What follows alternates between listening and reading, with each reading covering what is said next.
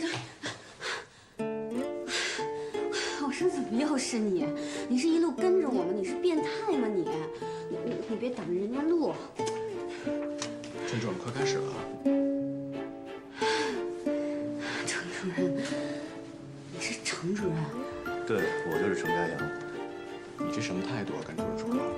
你迟到了1分钟。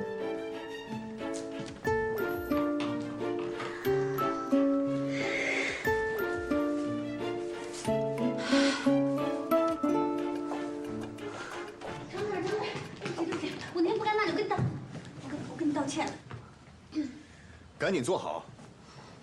对不起啊。给大家10分钟准备时间。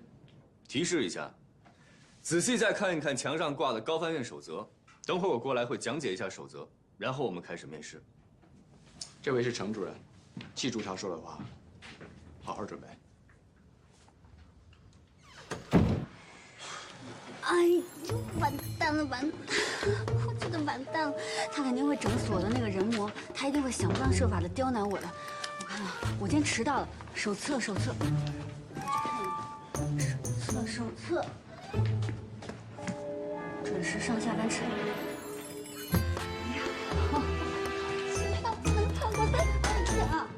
哎呀，你干啥呀？很会的。对不起，没事吧？不好意思。你也是这批实习生啊？嗯，长得还挺标致的，不许跟我抢程家阳啊！你看啊，这是我从高中起收集的所有关于程家阳的报道。我和他是一个中学的，不过他高我很多届，所以他才不认识我。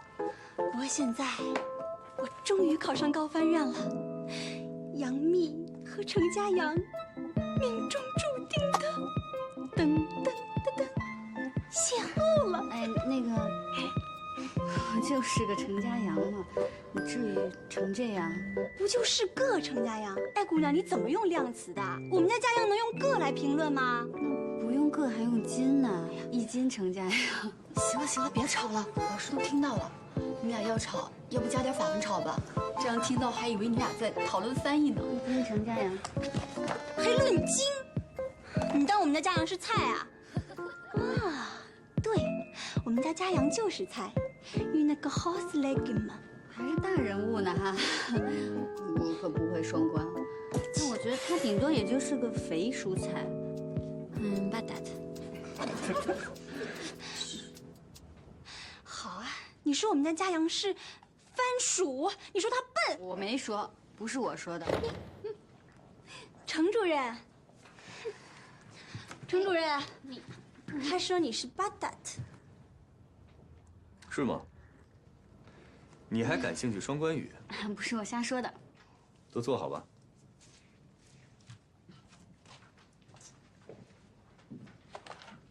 既然说到双关语，那咱们就从双关语说起。今天大家都是第1天会面，大家都放轻松一些，像朋友的聊聊天。现在我提几个问题，谁有什么想法就可以告诉我。Une bonne boire。一只漂亮的梨，也是十足的傻瓜的意思。很好。Il a un cœur d'artichaut。他有一只洋记心，就是他很花心的意思。Mon petit chou。我的小卷心菜，就是我的宝贝的意思。非常好。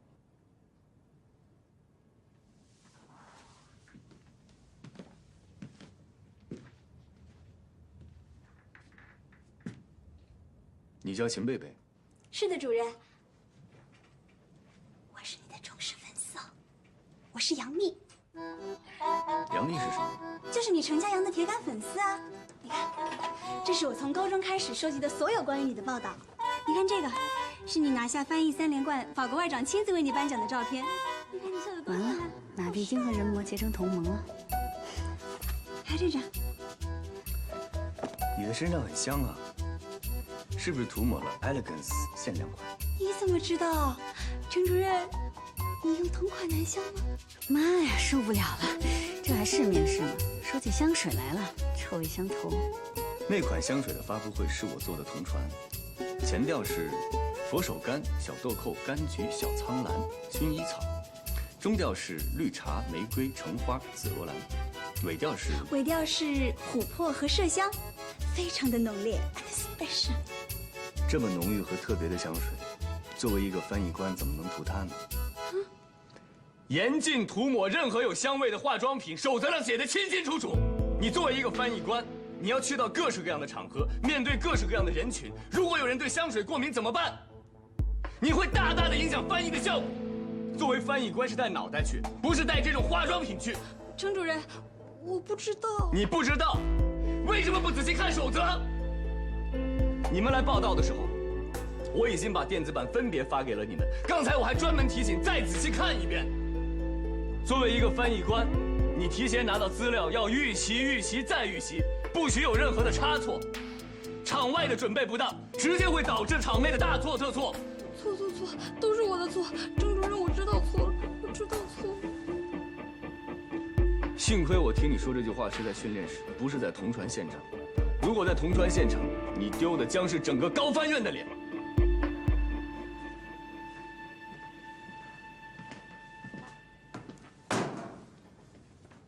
我宣布，秦贝贝同学，由于你违反了高翻院守则，你被开除了。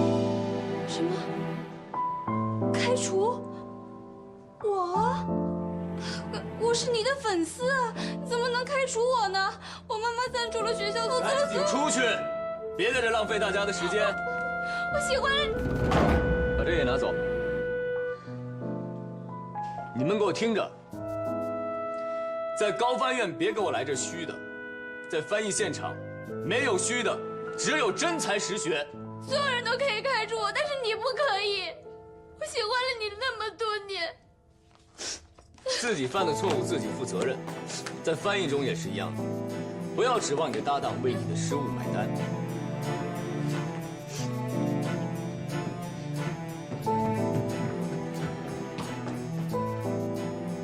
主任，你这样是不是太冷血了？那你算什么？热血青年？还是同情心泛滥？我告诉你，秦贝贝是因为违反了高翻院守则直接被开除。你今天面试迟到，虽然没被开除，但也是0分。高翻院不要一群猪的队友在一起抱团取暖，我要的是精英部队。下面我点名，挨个来面试。1号，乔飞，跟我来。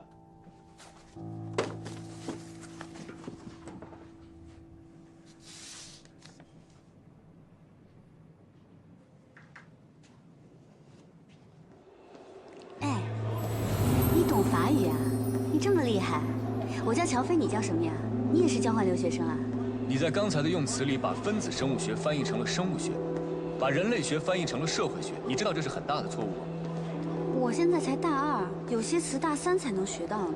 不要以为学法语是很好混的一门专业，大1进校玩1年，大2出国交流混1年，大3、大4谈个恋爱就可以拿文凭。你们这样学法语是胡闹。你凭什么说我胡闹？我告诉你，我是因为学习成绩优秀，我拿了奖学金，我才来瑞士做交流生了。我的梦想是成为一名翻译官。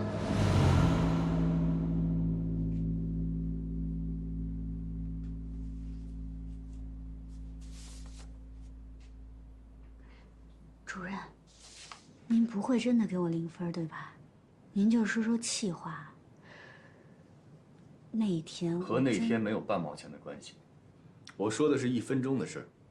你今天迟到了1分钟。我是迟到了1分钟，但是我刚才看守则上写，迟到3分钟以内都是可以接受的。所以我没有直接开除你，但是面试怎么打分由我来决定。咱们之前也算是认识了哈，您再给我一次机会。别跟我嬉皮笑脸的，动手动脚，坐那儿。我给你机会，就是对别的考生不公平，知道吗？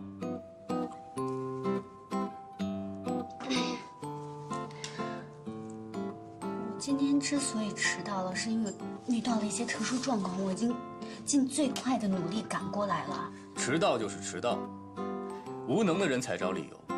你将来出任务，你是希望主席等你，还是总理等你啊？那天真的是意外。别再跟我纠缠了。也别再浪费你的面试时间了。现在我照例问你几个问题。乔飞，你为什么想成为一名翻译官？因为我是……你不要告诉我你是在外语学院学法语的，高翻院不接受流水线产品。因为我是把张璐姐当成我的偶像，我想成为像她那样的国家级的高级翻译。不切实际，自以为是。你的成绩倒一直还可以，是挺好的，我一直是第一名，我是学霸。在学院里第一名，不代表在高翻院是第一名。我们招揽的是人才中的人才，拔尖儿一点都不稀奇，出类拔萃才是我们需要的。你既然一直是第一名，那为什么大二在瑞士做交换生的时候被扣光了奖学金，提前回国了呢？那个真的是我人生中唯一的污点。那次，我碰到了一个特别坏的人，就因为我犯了一点小错误，他就去挑我的刺，告诉我们老师，我被扣了1半的学分呢。分子生物学和人类学这样的词汇都弄不清楚，你觉得这是小错误吗？档案里还写了。别动！那你是怎么知道的呢？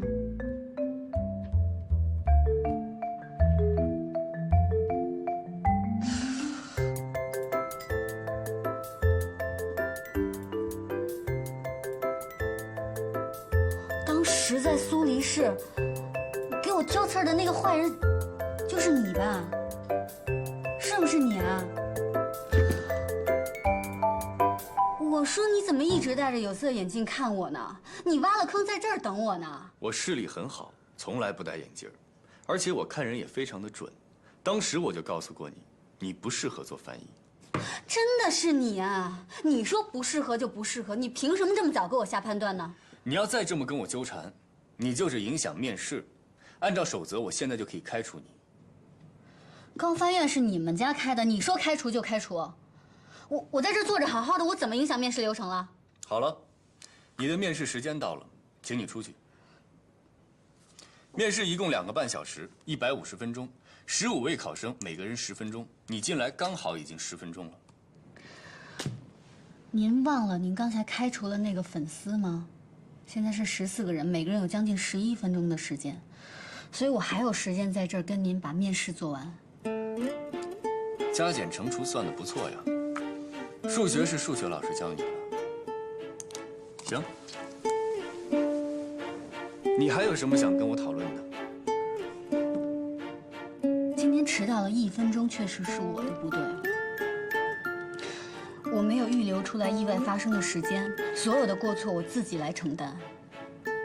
但是我想问您，如果是您的话，在外事活动中迟到，您会怎么办？我绝对不会迟到。如果万一呢？没有万一。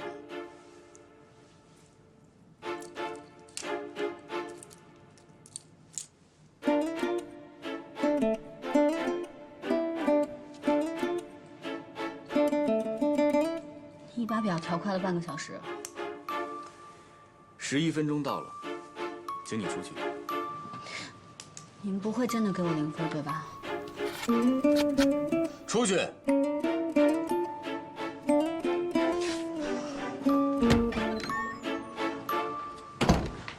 小飞，怎么样？题难不难？怎么样？怎么样？他什么题都没跟我出，就给了我面试0分。0分？那怎么办呀？你现在面试成绩为0，那这下都得靠笔试了。我怎么知道怎么办啊？他这个人魔就是想故意刁难我。我乔飞要是被他程家阳赶走，我就不姓乔。下一位，郝哲做准备。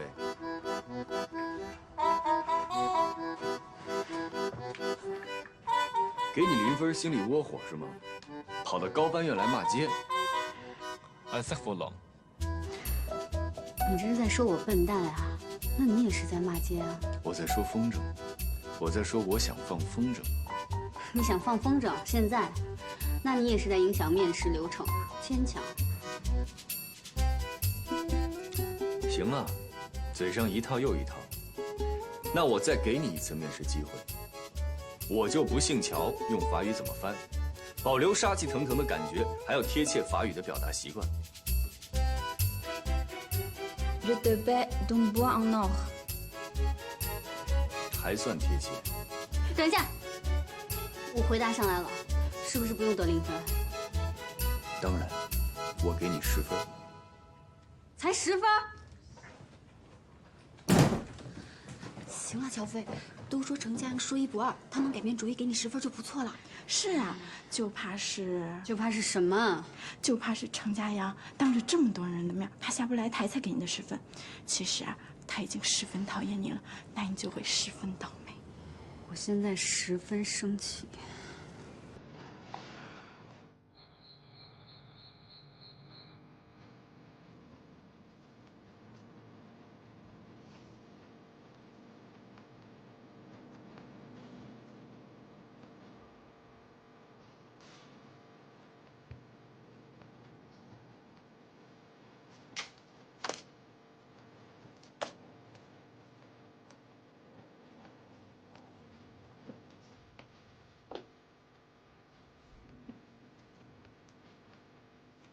擦的还不赖。那天，是我太冲动了，给您添麻烦了啊。我就说啊，你呀，就是太倔，太拧。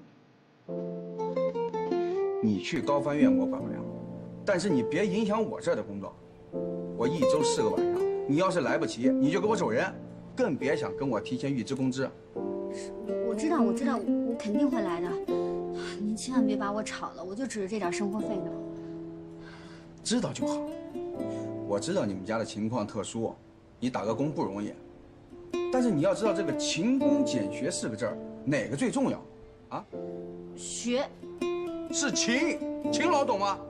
赶紧干活去。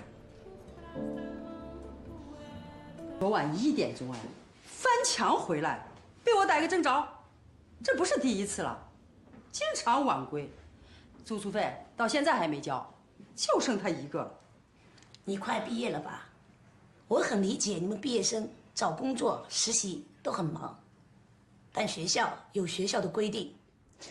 对不起，我真是最近毕业的事情太多了，给您添了不少麻烦，对不起。你不能连着3年都要毕业吧？从你搬进来那天算，我逮着你多少次了？住宿费也是，每学年都恨不得拖到第2年才交。交，我一定尽快补上。你是不是有什么困难？我可以帮你向学校反映，解决问题的。没困难，老师，没困难，我所有的事情都能解决。我现在能出去打个电话吗？那行吧，你先去打电话吧。谢谢老师。喂，什么事儿？赶紧说，我这串戏呢。喂，佳怡，我……行，我知道了。住宿费是吧？每个季度都这个点，你不说我都猜都能猜到。你先借点钱给我呗，我回头按银行利息还你。哎呦，没事儿，你先留着用吧。你放在我这儿呢不靠谱，还不如借给你呢。要多少啊？这回5000，你有吗？1000是住宿费，还有4000。哎呀，我的学费都是系里帮我垫的，我自己攒的也差不多了，还有4000块钱。行，5000没问题。家爷，我刚发劳务费，钱我马上打给你。但是你得答应我一条件。我今天吧，刚把我那经纪人兼助手给炒了，我觉得给我接那戏太不靠谱了。你呢，交完住宿费以后，收拾东西来我家，咱俩一人一间房子，我保证平时没什么事儿，我绝对不打扰你。你爱干嘛干嘛，爱几点回来几点回来，我也肯定不打扰你学习。但是，在我有需要的时候，你必须要充当我的经纪人兼助手。我知道你最近忙，能不能帮帮你姐们儿，行不行啊？我保证，没什么事儿，我肯定不烦你。好，我知道了。那行，就这么说定了。我这儿来一电话，先不跟你说了，周末下期我找你去，啊。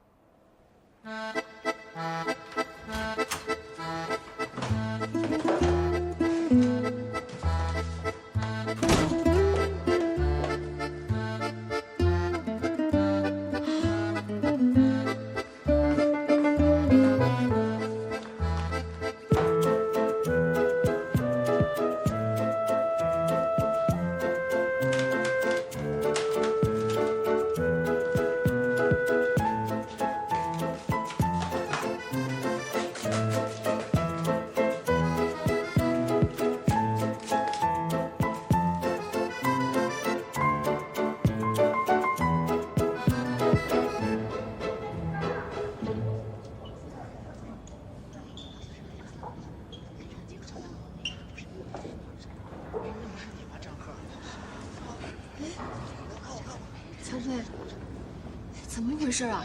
合格线110，你总分超了呀，怎么没被录取？你是不是得罪什么人了？乔峰，我估计你就是得罪那程家阳了，他外号叫人魔，你敢跟他叫板，他肯定卡你。不能让他毁了我的分音。哎，乔飞，乔飞，你去哪儿？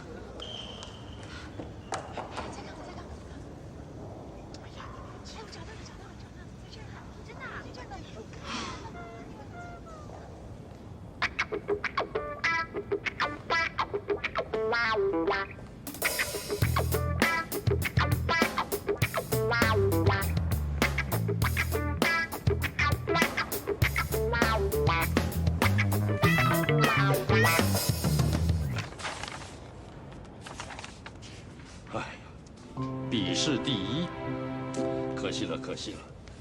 佳阳，你是不是太严厉了？程主任也没想到今年院里的评分标准变了呀。迟到就是迟到了，给他见习实习资格吧。我就知道，他还是爱才的。这样的好成绩，在我们高翻院，我记得只有1个人拿到过。我当年没那么高，那肯定是佳阳啊。你佳阳是直升的，没进过实习考啊。那会是谁啊？哦，我知道了，小华。谁在说我啊？哟，小华回来了。什么时候回来的？你们说一声。佳阳没跟你们说吗？是他去机场接的我。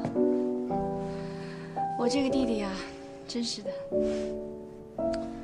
你又没回来上班，我没必要什么都跟大家说吧。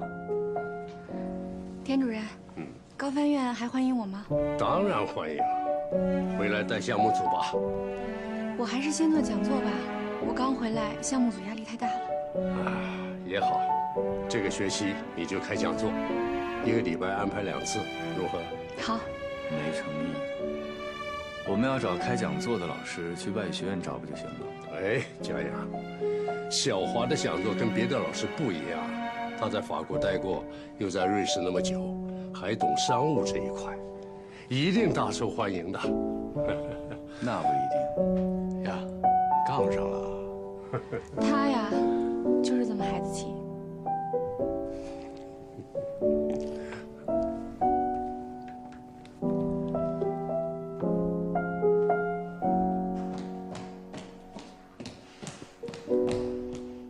程家阳，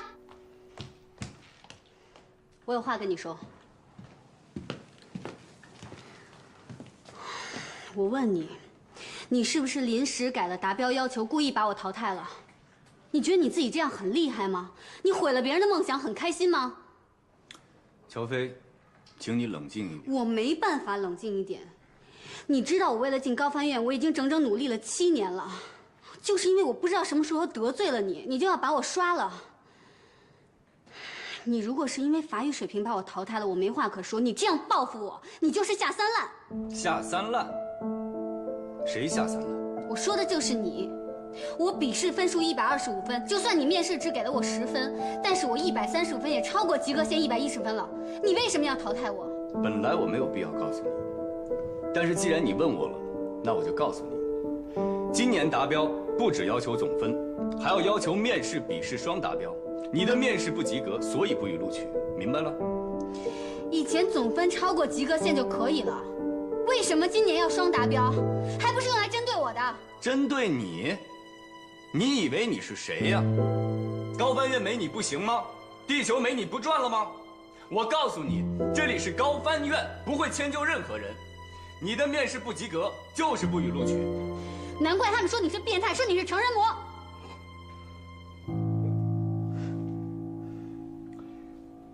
我叫程家阳，我有我自己的名字。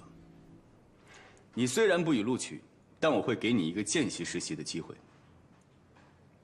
什么见习实习生？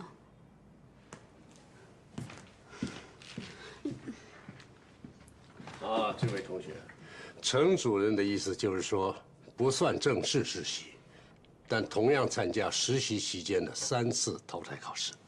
那如果转正了以后，大家都一样吗？对，都一样啊。这丫头货啊，来得快，去得也快。我正好安排实习生分组。来吧，你跟我过来。我看看啊。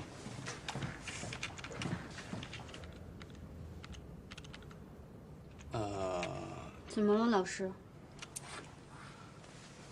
你的同学们都已经选好分组了，然后梅梅老师那儿也满了，所以我不带他。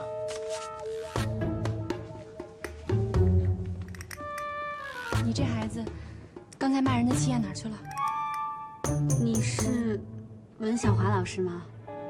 对，我知道你，你被评为中华语言交流青年学者，对吧？你是我的偶像呢。又来一个偶像啊！你的偶像不是张璐吗？是个女翻译，翻译的好一点就成你偶像了，太廉价了吧？我是真的很喜欢文老师啊。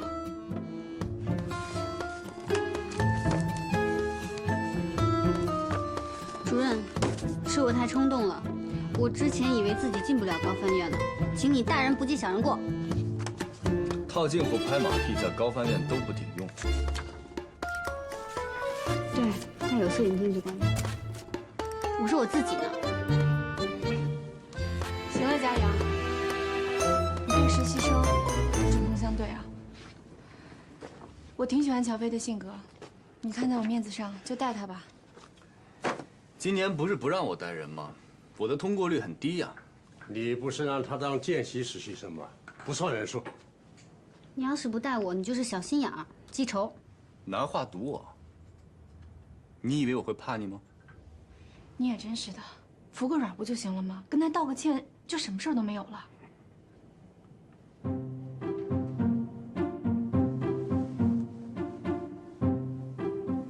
安塞佛朗。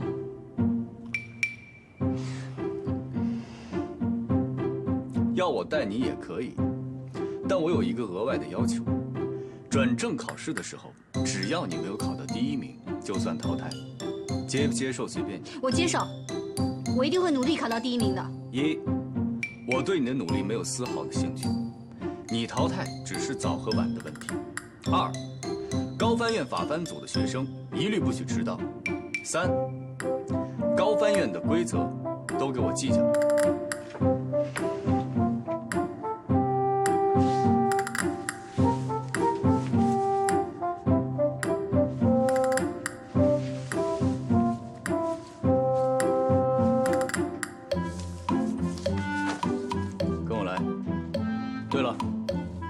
手表给我。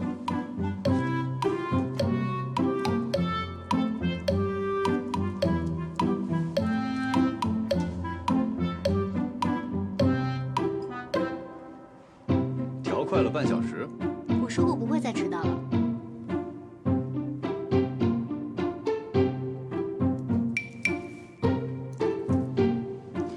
你给我调快了1个小时啊！因为你迟到过。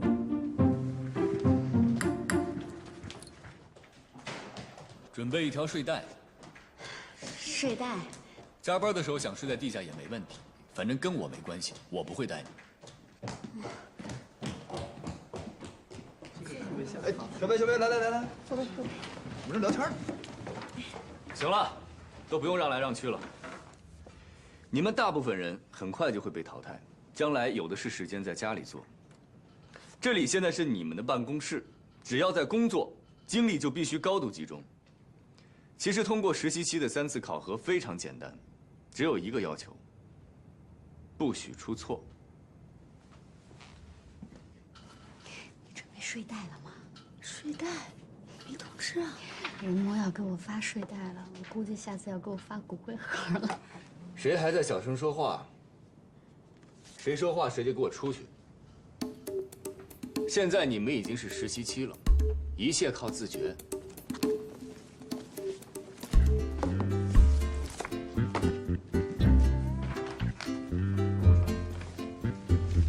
我不说话，我用眼神杀死你。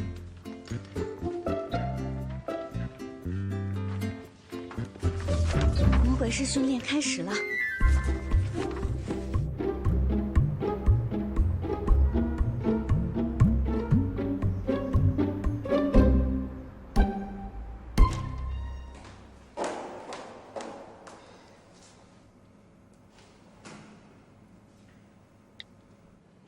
倒数3秒。 Les nymphéas sont une série d'environ 250 peintures à l'une et la première par Claude impressionniste français pendant les 31 dernières années de sa vie. Ces peintures représentent le jardin de fleurs et plus particulièrement le bassin de nénuphars. 这种内容还行吗？对啊，你这种训法，万一把他弄得没有自信了怎么办？这种跟读，就算不懂法语的人都能蒙对1、2句，有什么会自信的？ Également dans d'autres œuvres comme la Bible de Esther Waka Saint-Lazare.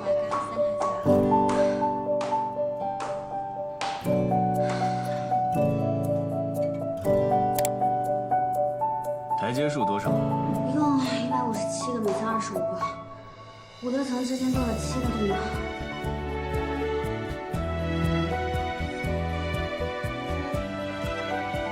去帮我买5杯咖啡回来。你们喝什么？那幸亏我不是你的实习生。不喝算了。我要1杯热巧克力，半糖少奶。拿铁多1包糖，谢谢。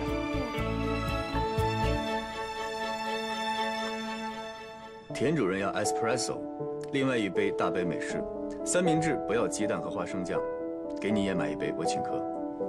哎呀，热巧克力半糖吗？喂。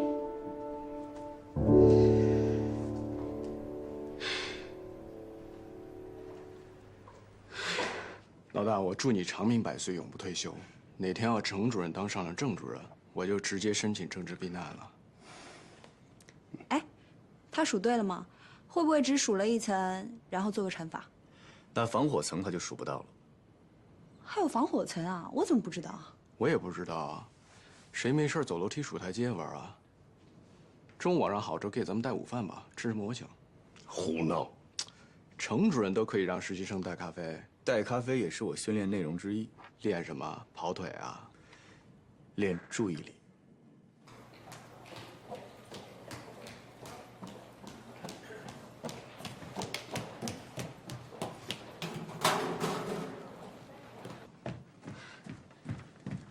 主任，热巧克力半糖少奶，拿铁多1份糖，然后还有浓缩美式、三明治。 不要花生酱和鸡蛋，对吧？谢谢。刚才你在楼梯间听到的音频内容是什么？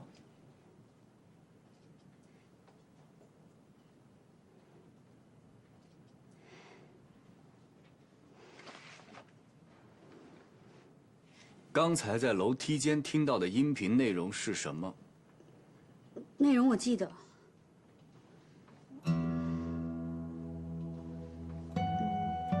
中途替我去买了杯咖啡就全忘了？那我们训练的目的是什么？学会分配注意力，学会在复杂的环境中，把注意力放在重要的事情上。继续。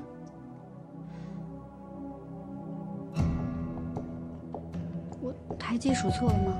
我跟你说结束了吗？没结束吗？ 不是数完台阶就没了吗？我什么时候跟你说结束了？你在家躺着的时候，任务才结束，知道吗？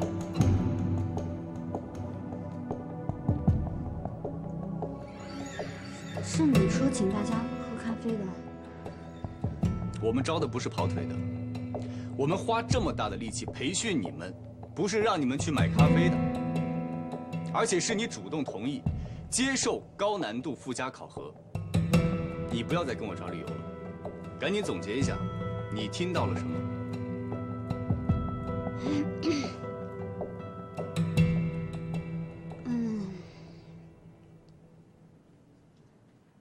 是莫奈作品的，一个睡莲系列。什么？ 然后呢？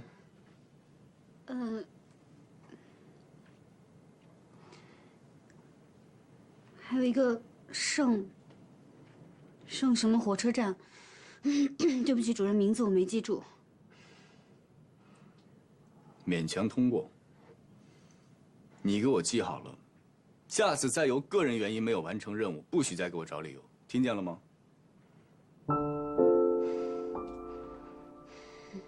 赶紧记下来，迅速给我翻成法语。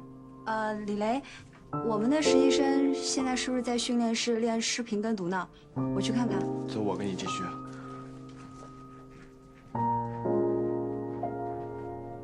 主任，我现在去。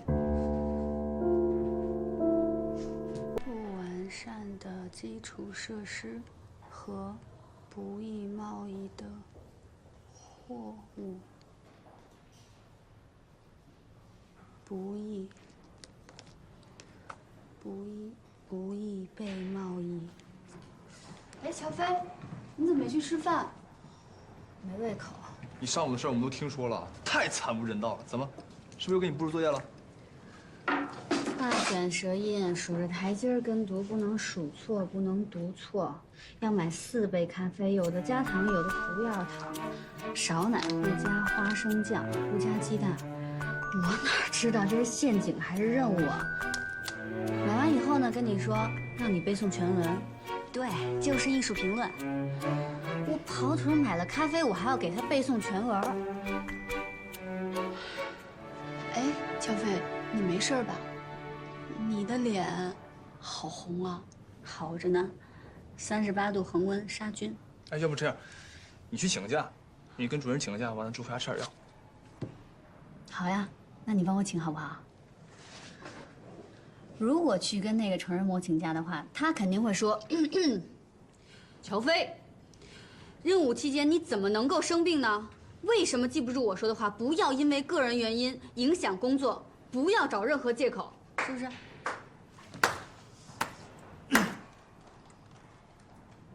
学得很像嘛，以后你来当主任得了。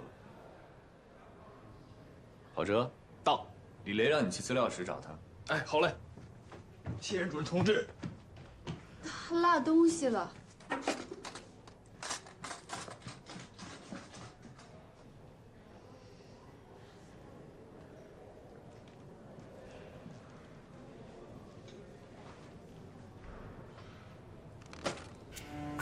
吃吧。说不上。抓紧一切时间休息，保存体力，这也是命令。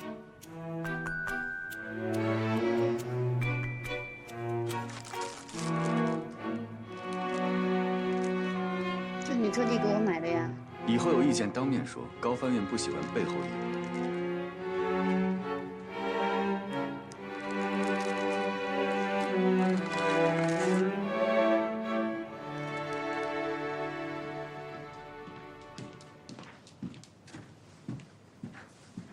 这么快吃完了？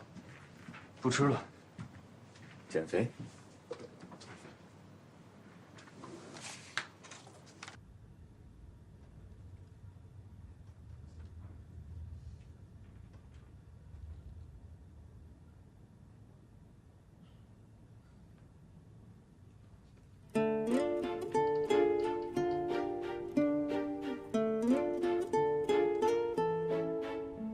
今天的交互传译练习题目不会太难，因为有的人跟我反映，说训练太难了。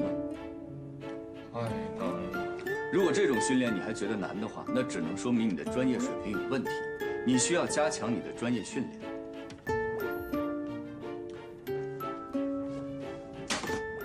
2个人自由解组，其中每一个组派一个代表到我这儿抽取资料。一个人戴着耳机跟着听读，另外一个人根据搭档的听读进行翻译。2分钟换一次角色，先是2组。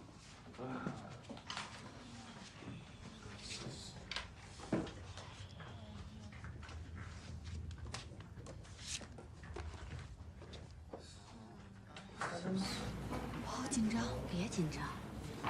我觉得翻译完成了以后，人模肯定会让咱俩把翻译的内容总结个中心思想、段落大意之类的。没事儿。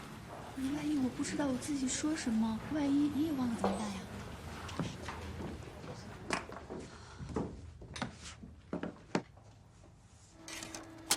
开始吧。 Les gangas s'assient derrière les murs, parce qu'au XVIIe siècle, Paris est entouré d'un mur percé de portes. Les marchandises, notamment le vin, qui est une boisson quotidienne, ne peuvent entrer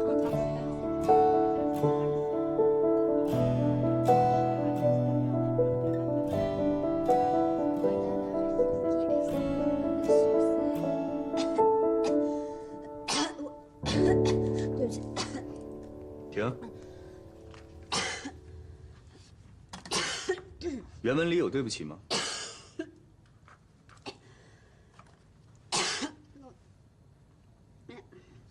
王琳琳，你到郝哲那一组，你们3个一组。你跟我来。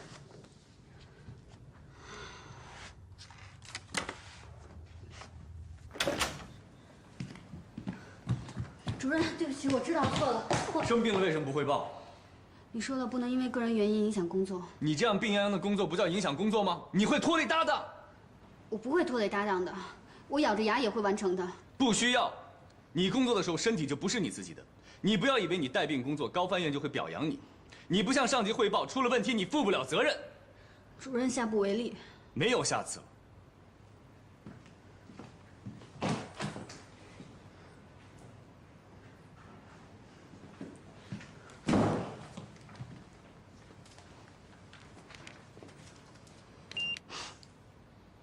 38度5，我不管你用什么方法，不降到37度2以下，不许进训练室。你不来，我算你缺勤。主任，我真的知道错了，你别算我缺勤，你让我回去吧。不许哭，哭的话一次算2次，1天不来自动退出。我没哭。拿着。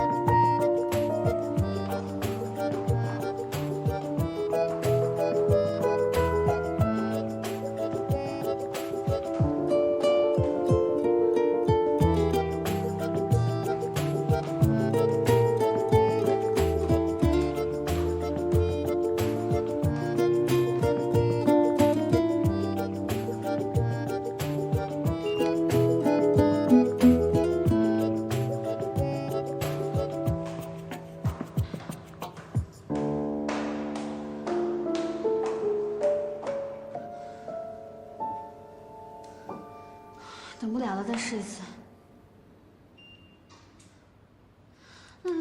哪有那么快呀？你才吃了15分钟药，那要1个小时才能生效呢。我现在不能等了呀！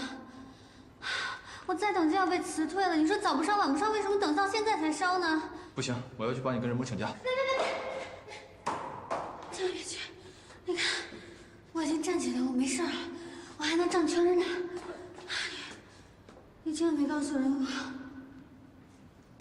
我没事，你们俩快去上班吧，去，别在这儿了。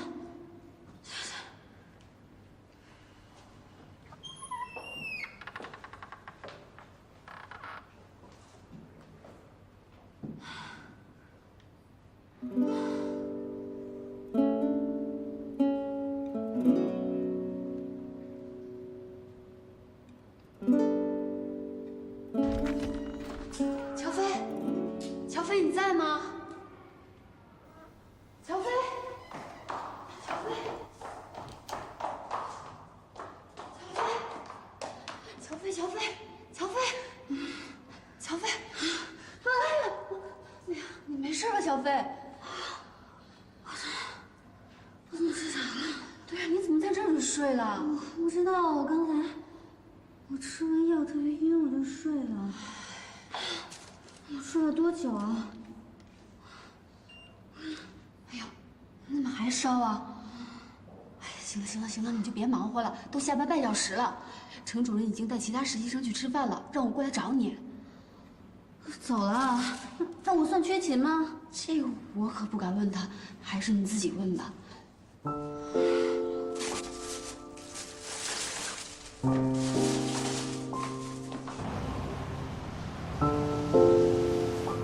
实话告诉你说吧，高建明，他们选择我不选择你，那是因为你影响力太小。他们商人说的做公益，扔钱也得听个响啊。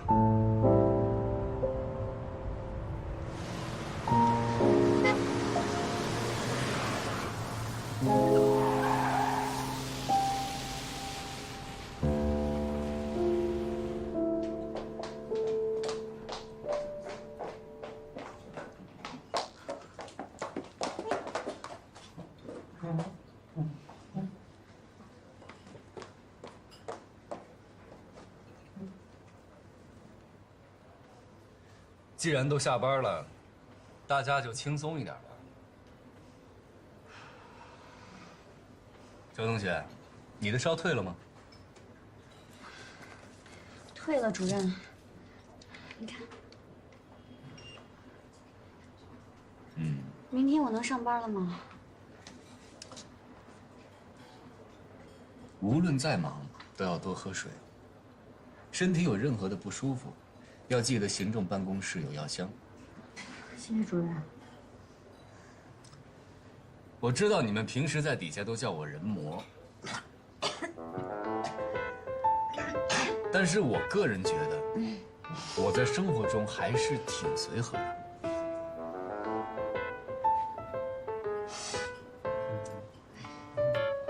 行了，别看了，高翻院没有问题。好啦，别逗他们了。我们刚进来那会儿，又不是给田主任去卖号吗？我想说的是，他们起的这个外号太没有创意了。我知道了，主任，我下次一定给您取一个有创意的艺名。对，就是艺名，叫程家小百合什么的。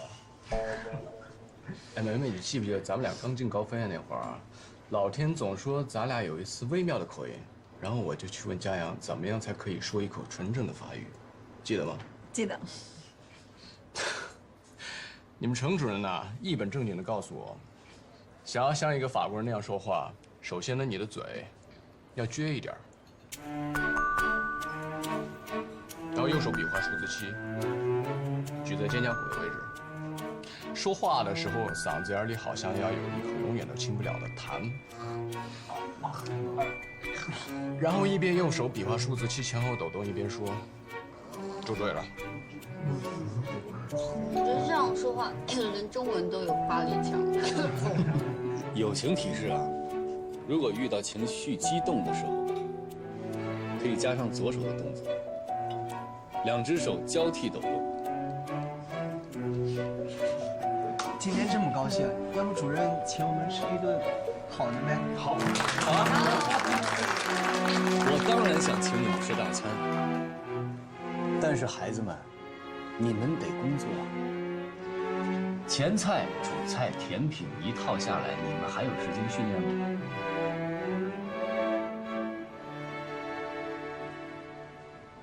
上菜。后天晚上，中国小企业联合会会在这里招待法国企业访问团，非正式商务酒会。高翻院准备申请你们以工作人员的身份参加。那我们是去做翻译吗？有同传交传任务吗？不会，合同翻译、会议翻译都由高级翻译来负责。当你们在现场看到一个中国女强人和一个法国女强人想要交流衣服包括鞋，但却又苦于语言不通的时候呢，就可以勇敢地走上前，帮助他们。那就是服务员呗。服务员可以穿着高跟鞋站一晚上，你行吗？你把我骑在地上得了。虽然是非正式酒会，但是我要求你们一律按照法国总理访华的标准来演练，所有人必须着正装，女士化淡妆。你面试那套可不行。可以穿休闲皮鞋吗？正装。必须化妆吗？我平时也不化。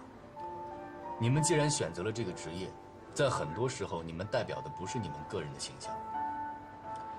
有些场合需要化妆，如果是出于尊重，就必须要化。妆面必须大方得体，你们代表的是国家的形象。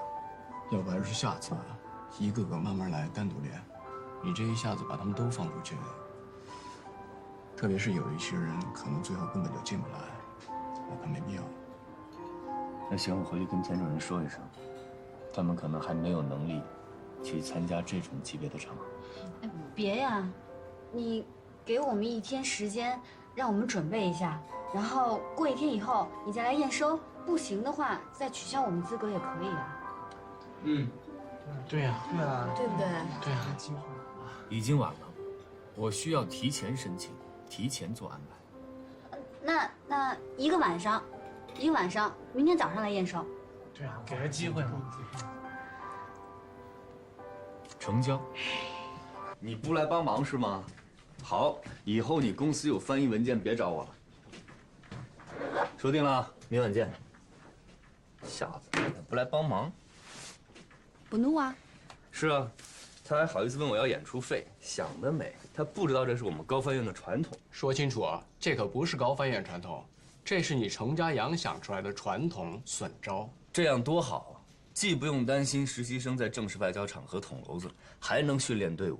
找个法国人来冒充客户，得花不少钱吧？老田给你包一部分。老田，他自从知道我要搞这个锻炼以后，进出门又不带钱包。这个压力训练到你这儿可发扬光大，还弄出一假酒会来。现在的孩子哪有我们当时那么单纯呢？你不弄点真实的氛围，谁相信？你呀，钱烧得慌。别管他，他这是变态的乐趣，他就是喜欢折磨实习生。不知道我现在有个新名字吗？人魔。这能行吗？这种打法明明适合丝质薄领带。我之前那种打法不挺好的吗？挺帅的。你的领带打法是你的少先队辅导员教你的吧？这么多种打法，你为什么非选择这种双交叉结的？之前那种温莎结不挺好的吗？名字就贵气逼人。你们在网上所能找到的所有打领带的方法，我昨天都帮你们试过了。你别忘了，咱们这儿还有好多刚毕业的大学生，他们不会打领带的，所以我才帮你们选择了这种简单极易上手的双交叉结，听起来也很贵气逼人啊。行了，郝哲，你就听乔飞的吧，他之前也不会打，他试了1个晚上，就这个一次过了才推荐给你们的。刘飞，快，你帮我看看我的妆怎么样？符不符合你说的那种外交部新闻发言人的妆？闭眼，我要亲上去了啊！什么东西？对你来说，效果相当于硫酸。谢专业，你看你这个妆，我帮你改一下。吓死了！别紧张。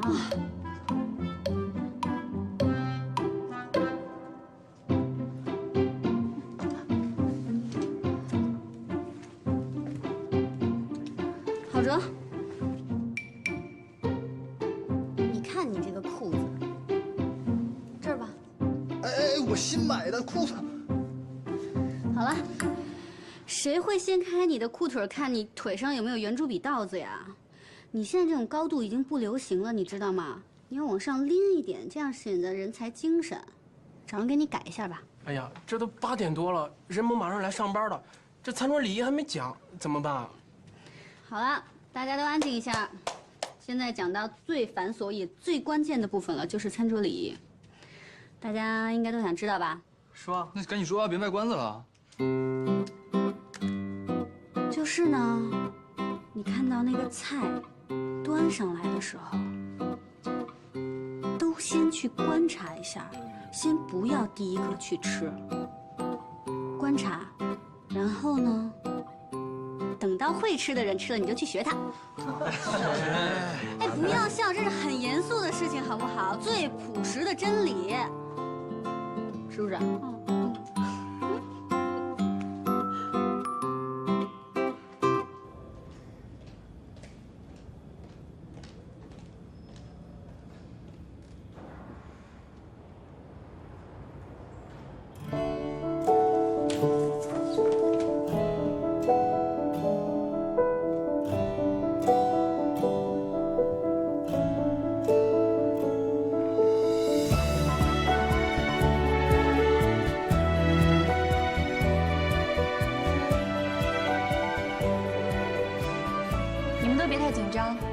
我今天呢是来教课件的，刚好听说你们都打扮好了，好奇来看看。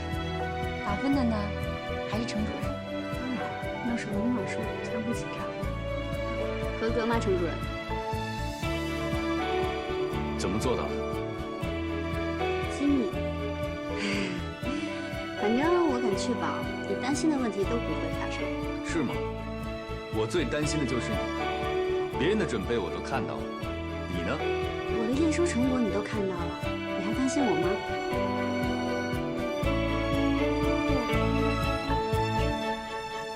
如果有任何你们感觉解决不了的问题，随时通知我。知道了，到底什么时候参加酒会啊？明天晚上8点。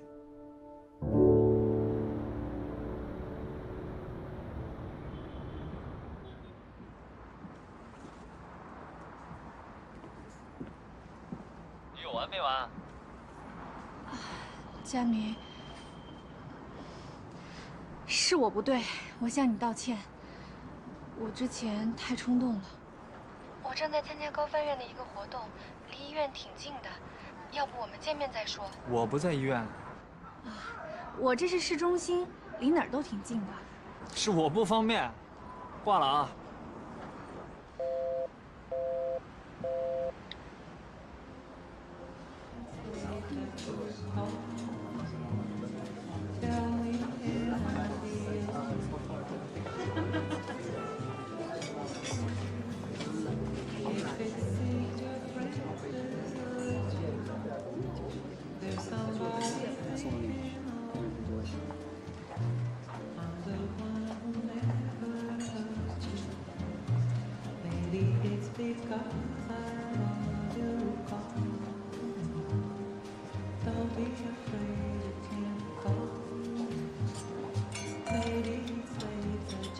说真的啊，这批实习生素质比上届高很多呀。你指谁呀？就那妹妹，真好，真漂亮。哎，我好像在哪儿见过她，在梦里，在学法语。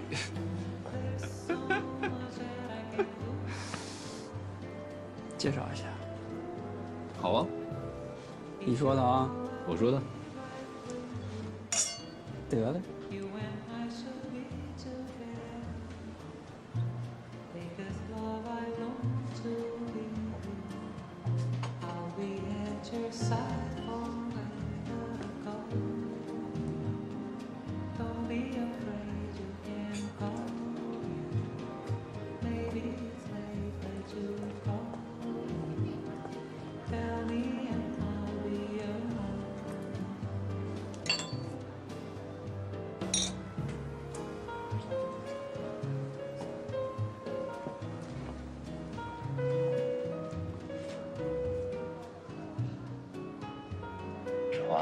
怎么了？我感觉你心情不太好。没事儿，我只是有点累。佳阳，让我自己安静一会儿吧。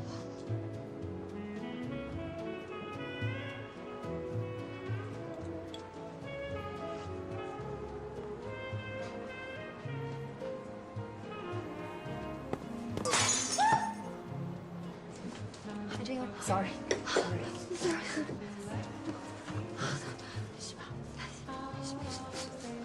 来呀，你的朋友见对手来了。你好，你好，本怒啊！你小子，我帮你大忙了，以后翻译给我打6折。想得美，我赚的就是你们这些奸商的钱。看这样，我要培养自己的第3梯队了。你们这些实习生里有啥好的吗？你敢从高翻院挖人？注意啊，张主任，我可是和你第一次见面的法国商会重要客人。那又怎样？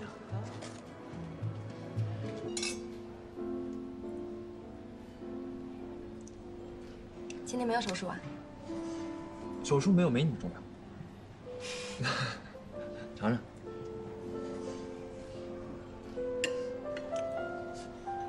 你看过美剧《汉尼拔》没有？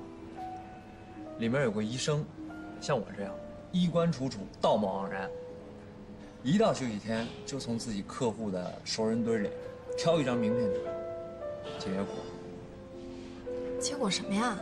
结果，他的餐桌上就多了一份腥好的人肉。啊，就这么大个。太变态了吧！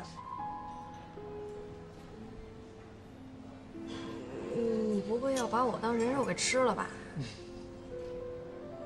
我要你的心。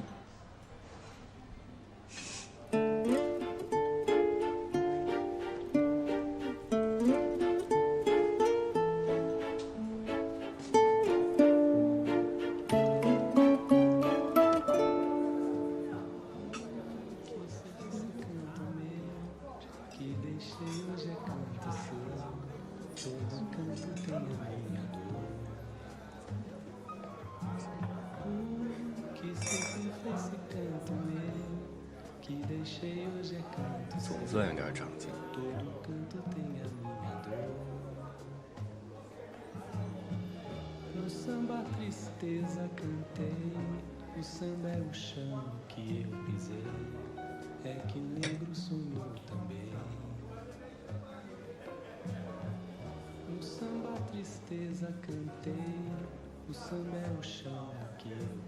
你到底怎么了？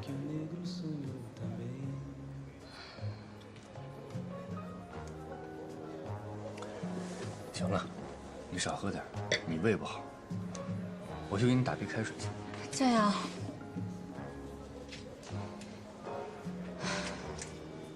我是因为跟你哥吵架了，所以才心情不好。你真的不用管我。他怎么了？你说我们还能算恋人吗？总是不能见面，每次都是我主动约他，可他还是拒绝我。他怎么这样啊？佳阳，我真的好难过。你说佳明他这样，是不是因为他知道我太爱他？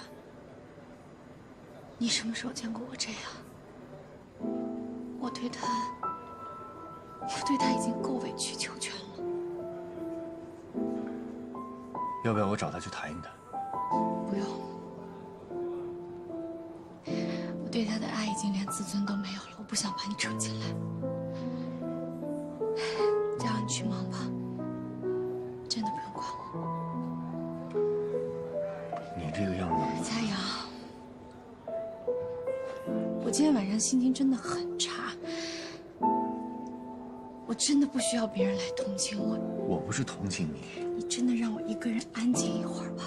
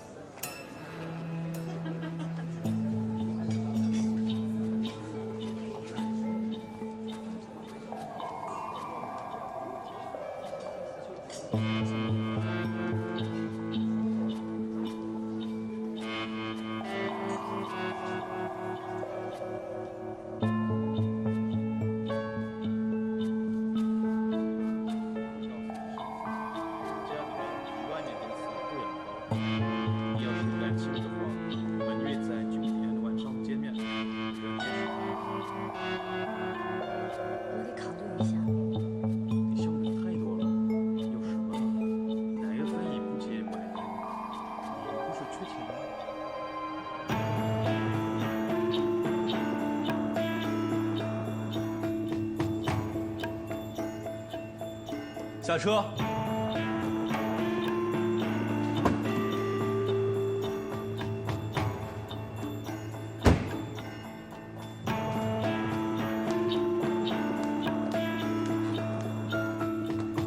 主任，什么也别说，哪儿也不许去。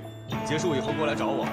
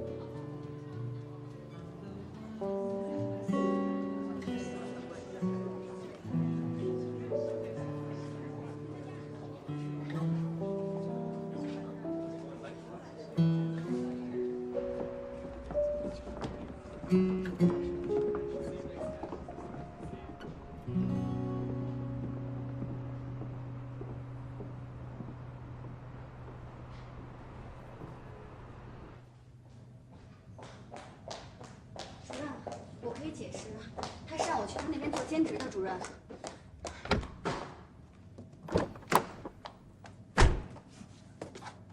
系上安全带。我知道高翻院有不成文的规定是，实习期间不能出来做兼职，但是转正以后是可以的。我觉得这份工作不错，我想等转正了以后。转正以后，别人的事儿你就别操心了，你别自视甚高。第一次淘汰就要刷掉2/3的人，首先要刷掉的就是你这种目标不坚定、哪有高枝爱攀哪儿的人。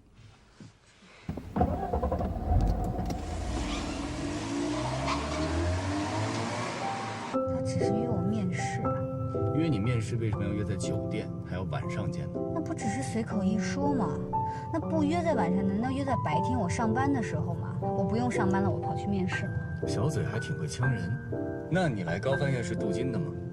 镀一层金就可以打着高翻院的旗号出去招摇撞骗，还是想利用高翻院的平台建立你自己的人脉关系啊？你为什么老喜欢把我往坏的方面想呢？我做什么都是错的，是吗？对，我承认，我迟到，我还在背后议论你，我都承认。但是你呢？你把酒泼我一身，还害我进派出所，这也怪我吗？那你现在是酒庄的侍酒，还是我的实习生？如果你对我有意见，你马上可以离开。我的私生活好像也跟你没关系。放心，只要不影响院里，我对谁的私生活都没有兴趣。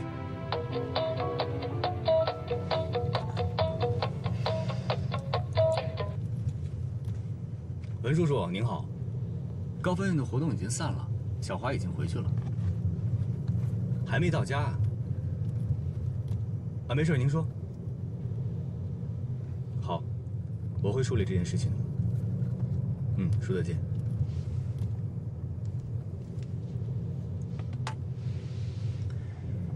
你赶紧去跟田主任申请调组，不然就等着被我淘汰。停车。我们家的曹家渡方向现在是相反方向了。停车。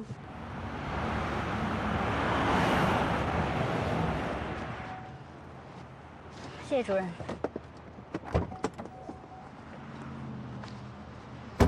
哎，到家了发短信报告。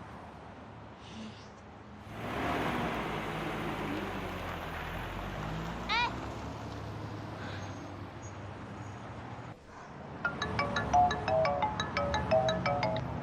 喂，哪位？是我，佳怡。佳怡。你怎么换了电话号码啊？这是我新男朋友的号。你跟新男朋友在一起，什么时候好的呀？这不刚交的，刚要跟你说嘛。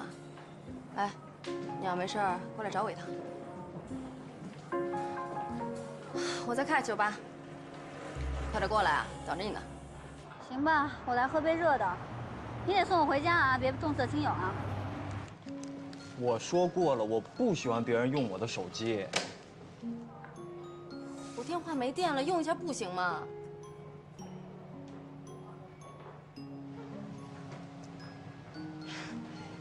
我知道了，是不是因为你是医生，所以你怕错过很多重要的电话，才不让我接的，对不对？还真不是因为这个。那因为什么呀？没有为什么，我就是不喜欢别人看我的手机。连我都不行了。不行。我呢，不喜欢太粘人的女人。如果你要是连这一点都改不了，那咱就别在一起了。你这才刚在一起你就跟我提分手，你是不是不喜欢我呀？我当然喜欢你了，你长得那么漂亮。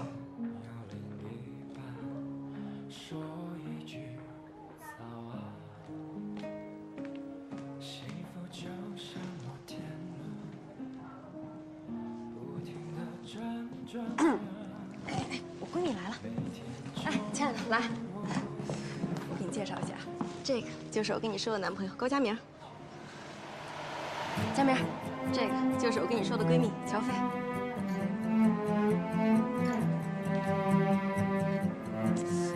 打个招呼啊！你好。初次见面。高粱米。别杵着了，点点什么喝的呀？来，佳怡，我院里还有急诊，你赶过去。